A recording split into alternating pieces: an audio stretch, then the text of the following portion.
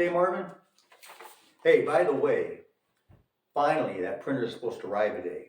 So do me a favor, when they come, make sure you open the box, make sure you check out that printer, make sure it's not damaged, not scratched or dented or anything, and we'll probably be okay. We got that printer coming. Let's hope everything's all right. Check it out for me when it arrives. All right, let's do the report, Marvin.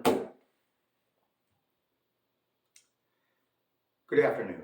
I'm Steve S.H. Walters reporting for Breaking News 500 here in Vero Beach, Florida.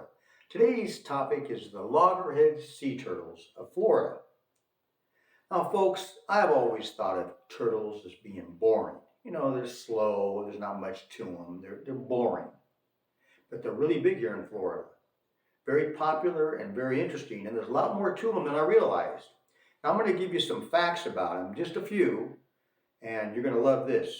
Now, if you get down to Florida, you got to go to the Loggerhead Marine Life Center in Juno Beach. There you're really going to learn about these Loggerhead Sea Turtles, and you're going to love that experience. And I'll put their information in the description down below. Now let's get to the facts. Here we go. The Loggerhead Sea Turtles, they live about an average of 67 years. Pretty good, long life. They're an endangered species, and they average around 300 pounds. But the biggest on record is 1,202 pounds. That's a huge sea turtle. Now they are throughout the oceans worldwide. They like to rest on the seabeds for long periods between nesting events. Which brings me to this, what I want to read. They emerge onto the beach at night every 14 days, laying an average of 4 clutches containing 100 to 120 eggs in each. Now when these eggs hatch, the little baby turtles, they got to run, they got to scurry, folks. They got to scurry as quick as they can to get to that ocean water and get in that ocean. Because see, when they start off their lives, they're already in jeopardy of being attacked by seagulls or other predators. And I guess they know this because they run right for that water. Of course, that's where they thrive also, so they got to get to that water. Now, if they make it, most likely they're going to survive. I thought that was pretty interesting. Now, we got a clip. It's a pretty interesting clip. We're going to touch on that. Ready with the clip, Marvin? You're really enjoying this, huh? He's been smiling all morning. He loves these sea turtles. All right, Marvin, roll the clip.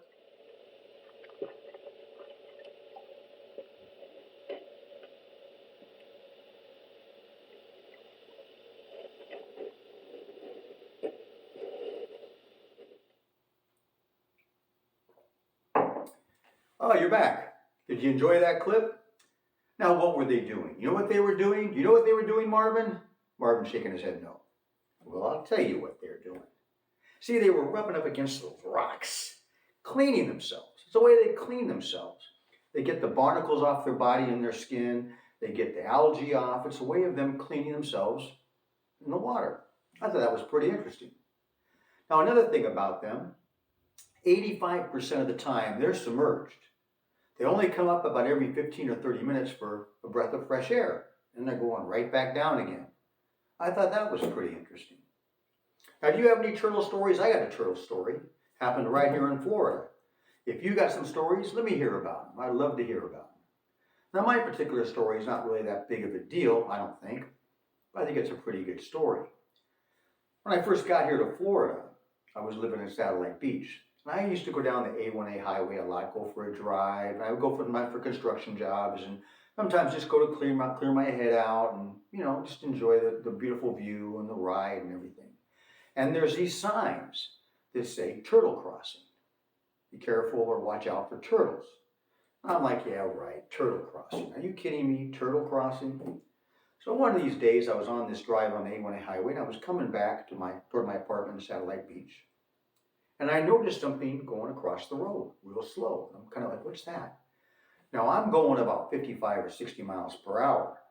Now, there's a guy behind me, but he's a ways back.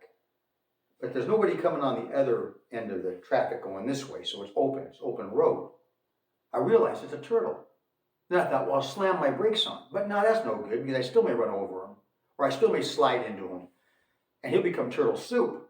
And I don't want to wreck my vehicle or, cause a big, what do I do? And he's just coming across, and Here I come, 55, 60 miles per hour. He's about ready to be dust. Turtle soup, folks, turtle soup.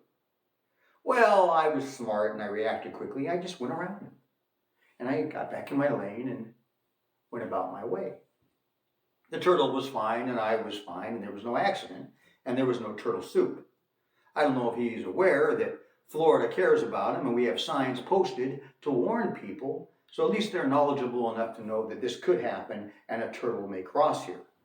And I got to experience it and they actually do cross there. I thought that was pretty wild.